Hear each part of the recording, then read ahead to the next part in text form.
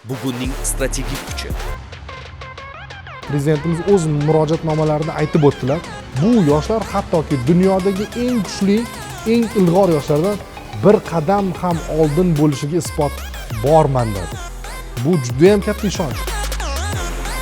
Yoshlar siyosatining markazida har bir yigit-qiz taqdiri, uning salohiyati va imkoniyatini ro'yobga chiqarish masalasi turadi. Oliy ta'lim muassasalarida so'nggi yillarda qizlarimiz soni 6 baravar oshdi. Qatorasiga bizda mana 4-yil yoshlarimiz Garvard universitetiga kirishmoqda. Bu juda katta yutuq. Garvardda o'qisang, yanada ko'proq narsani o'rganishingga ishonamiz deb yozgan. O'quvchi yoshlarni o'qishga motivatsiya berish uchun juda ham katta ishlar qilingan. Bizni quvontiradigan narsa O'zbekistonimizda bugun volontyorlar deyarli barcha sohada bor. Chunki davlatimiz rahbari aytgan gaplari bor.